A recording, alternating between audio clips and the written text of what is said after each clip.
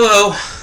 This is going to be a weird one for several reasons. A, it's a very different time of night, but I'm getting used to doing this at a different time of night because this is just going to be the way things are going forward.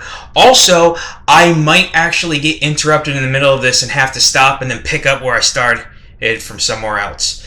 Plus, I'm going to do a format change because I just feel like what I was doing was really kind of fucking stupid and dull. I'll still be doing what I was doing, but I'm going to be adding a little something to it to try to make it a little more engaging. So let's try to make this quick and pick up where we were. Last week we read Dawn of X, Volume 16. Amazing Spider-Man, Volume 12, Shattered Web, which was pretty good. So was Dawn of X, actually. But the choice of the week, the pick of the week, was Outcast Volume 8. This is actually the end of this series, much like Gideon Falls was the end of the series of that week's. And it was an excellent read. It was the right choice for pick of the week.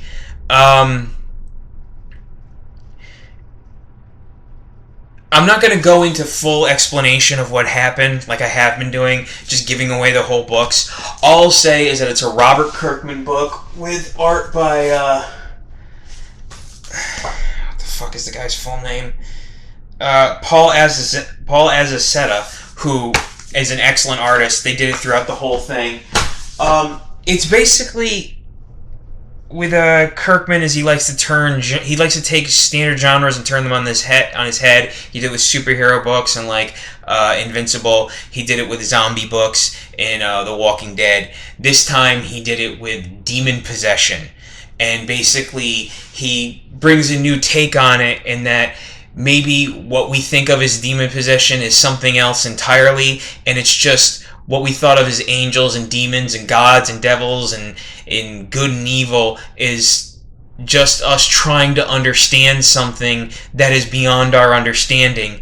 And when it comes down face to face to us, maybe we don't have a clear understanding of it. There's like there's a priest in it who's a very religious character, or maybe he's a reverend. I don't really know the difference, but he's constantly assuming that he's facing demons and that he's an agent of God. And there are these people that have these weird power over the demons, and they can basically exorcise them.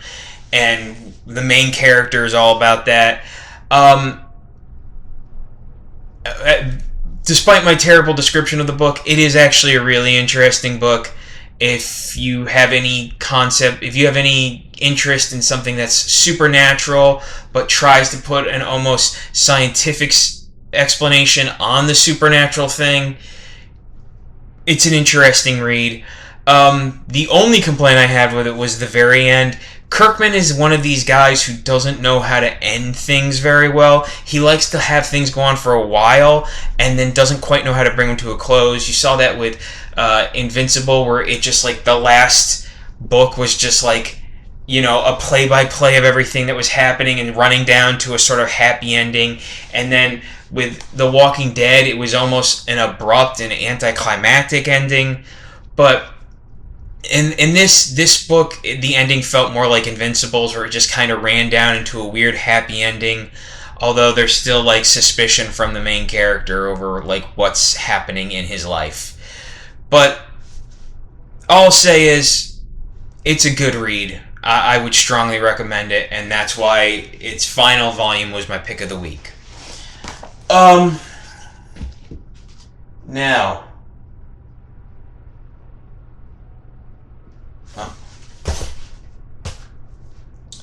Now, what are we reading? That was last week. What are we reading this week? Glad you asked. First off, we have Champions Volume 1, Outlawed. So it looks like they're relaunching Champions for this new Outlawed storyline where the teenage superheroes are banned by the federal government. But let's read the description. Earth's youngest heroes are outlawed, as the name would suggest. In the wake of a devastating tragedy, the United States passes a law that will shake the Marvel Universe to its core. The world has had enough of teen crime fighters. The crackdown has begun, and the lives of the next generation will never be the same again. But the world still needs heroes, and Miss Marvel, Nova, and Spider-Man will rise to the challenge as champions once more. After Kamala Khan makes an unexpected and emotional announcement that her team won't go down without a fight, the group gathers to plan their next move. But the Cradle Task Force is hot on their trail. That's a stupid name.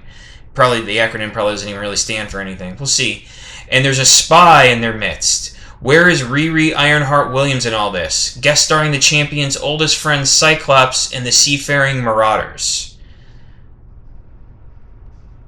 Okay, that sounds interesting. It's by Al Ewing and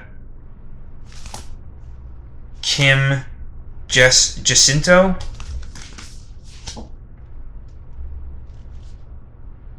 Yeah, Kim Jacinto. So, could be an interesting read. We'll see. Next up is Superman Mythological by Brian Michael Bendis and Ivan Reis. Let's see. Is that the only...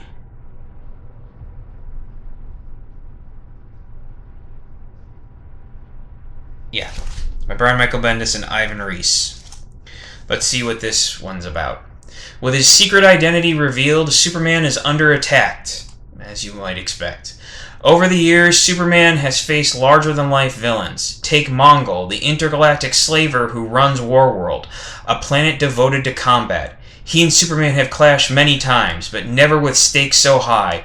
Mongol is looking to destroy the United Planets and create one federation under his rule, and if he has to decimate Earth in the process, so be it. Then there is Xanadoth, I don't know who that is, who has been lying in wait looking to marshal the forces of chaos and order into a single force of evil. She's just been searching for the vessel to make it happen. Finally, there is a grudge that Superman never knew about. The Sinmar Utopico has trained since a very young age to stop the potential threat posed by a Kryptonian living under a yellow sun. Their entire purpose has been to be the perfect guard against the Man of Steel, to stop him from potentially taking over the universe. What ensues is a brawl unlike any Clark Kent has encountered before, taking him through the Phantom Zone and back to the Sinmar's home planet. This volume collects Superman 20 through 28. Guess they hadn't started the renumbering yet. Closing the book of Brian Michael Bendis and Ivan Reis's acclaimed Superman run, showing us the Metropolis Marvel tussling with a legendary foe while also creating new legends. So it looks like it's the end of Brian Michael Bendis and Ivan Reis's run, which has been pretty good, though obviously not the end of Superman. And it looks like there's more than one artist to this whole thing, but fuck it. Should be a good read, though. Not Pick of the Week. The Pick of the Week is the one I actually know the least about. I'm not even sure what it is. This is a Crossover by Donny Cates and Jeff Shaw. On Donny Cates alone, I was willing to give it a shot because he's been a really good writer and I find his shit interesting. But I honestly have no clue what the fuck this book is about. But I'm guessing from the name that it has something to do with crossing over a lot of the Image characters. I think I might be right. The first act of a new reality-shattering adventure. Imagine everything you thought was fantasy was real, and now join us in a world where reality is dead and anything is possible. After the event alters the world as we know it, Ellie, Otto, and Ava embark on a 4-color odyssey through magical Colorado. Mysterious and familiar superheroes join our intrepid team of heroes searching for a way to shatter the dome and expose the truth. The powerhouse creative team of Donny Cates, Jeff Shaw, D. Knife, and John J. Hill have reunited after their breakout hits God Country and Redneck. I've read both of those, actually. For an all-new genre-defying series. Collects Crossover 1 through 6. So yeah, that's actually... It's kind of what I described, but also a little different. there's characters that look recognizable to me, but I don't know some of Image's characters that much. I pick and choose with Image books.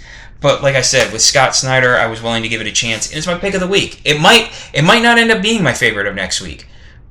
I might not make the pick like I did have the past 2 weeks, but who knows? It could be. I think it looks interesting. We'll see. You know, that's what the weekends are for.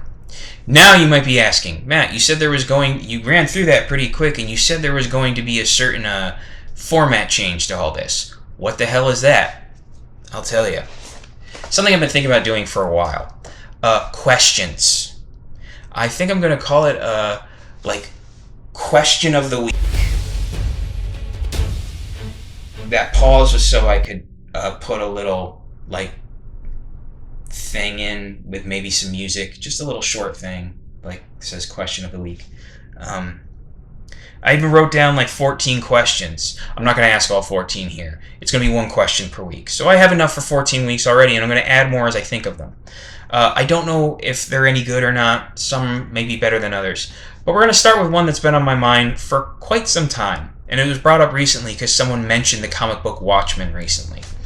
And it's basically, what the fuck is with the Tale of the Black Freighter comic in the Watchmen comic? If you never read Watchmen, you don't know what I'm talking about, and the movie won't give you any reference of this. But if you read the actual comic book, you know that throughout it, there's a kid reading at a newsstand, reading this book, a comic book called The Tale of the Black Freighter, or Tales of the Black Freighter. I don't know. I think it's called Tales of the Black Freighter. Basically, it keeps going back to this throughout the actual story, and it keeps showing the progress of that story within the story. Basically, the Tales of the Black Freighter takes place during, I think, it's supposed to be, the 19th century, or, no, I'm sorry, before, not in the 19th century, it might be before that. But basically, when England had a bunch of colonies in the Caribbean. A bunch of European countries had colonies in the Caribbean because they were huge for trading, and pirating was going crazy. It tells a story about a guy who was on a trade ship traveling home to the colony he lived on. As they were traveling home, they got attacked by a black freighter, a pirate ship. The pirate ship destroyed his ship and killed almost everyone except him.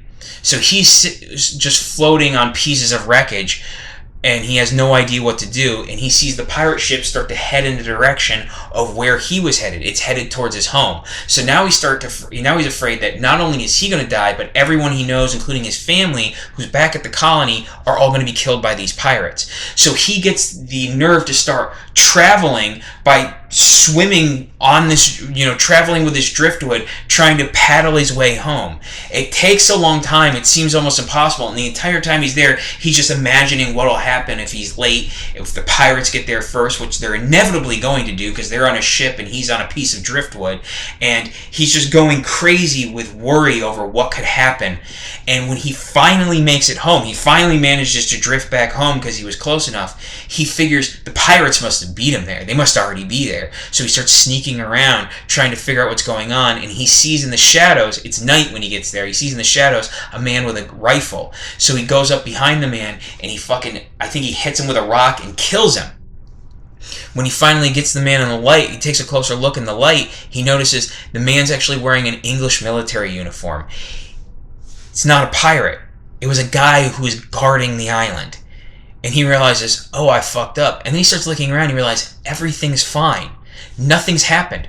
The pirates never went to his home. They were heading in that direction, but they must have turned somewhere else and went to another place. They never came to his home. It's as safe as it always was. His fear that drove him there got him back to safety, but in all his fear of what could happen, he just assumed that everything was awful and just lashed out instinctively.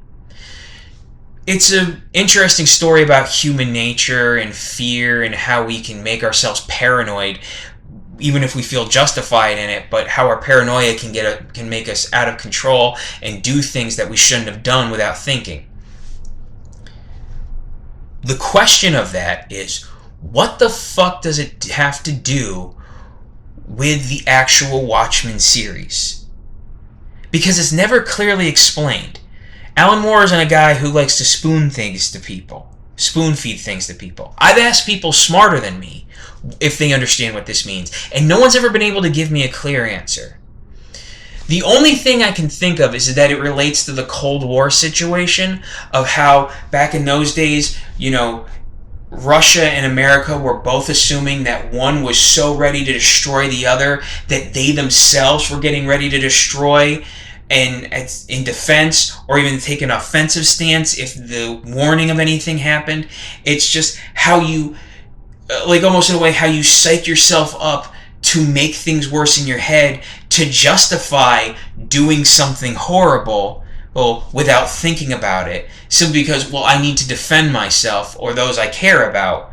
But you didn't really need to. You're just convincing yourself of that to justify your actions. That's the only thing I can think of. That's the only thing I can think of. That's the only way I can think of that it relates to me, that it relates to the feeling of the book, because The Watchmen is all about, the impending Cold War and how not the impending Cold War, it's in the Cold War, but the impending escalation of the Cold War, how we are about just seconds away from nuking each other. That's what's going on. And I'm assuming that is the Tales of the Black Freighter are supposed to be sort of a very, not exactly the same, but a very similar metaphor for that. Just on how a human being can go from a rational person to an irrational killer very easily with just the slightest hint of fear thrown into them. They can go nuts. That's what I think it relates to. Maybe you disagree. I would really love to hear from you if you did. I'd love to hear it in comments. I want more interaction off this channel. That's why I'm going to start introducing these questions. And that's question number 1. So, tell me what you think. What do you think the Tales of the Black Freighter, how does it relate to the actual overall Watchmen comic book? Do you think I nailed it? Do you think I was close? Do you have a better idea? Please let me know. That went quicker than I thought it would. But yeah, this is going to be the format going forward. I'm going to have to think of more questions. Like I said, I already have 13 now. But, I should be, hopefully I can think of more as time goes on. They might not all be very good. I'm not even sure how good that one I just did was. But we'll see. If you don't like it, tell me. If you do like it, tell me. Just talk to me. I really want to know that people are watching these. I want people to watch these. I want people to enjoy them. But yeah. That's it for this week, and the guy still didn't fucking call me, so there was no interruption, so we'll see. Anywho, that's me. That's what I'm reading this weekend. What are you reading this weekend? Hopefully it's good. Have a good one, folks.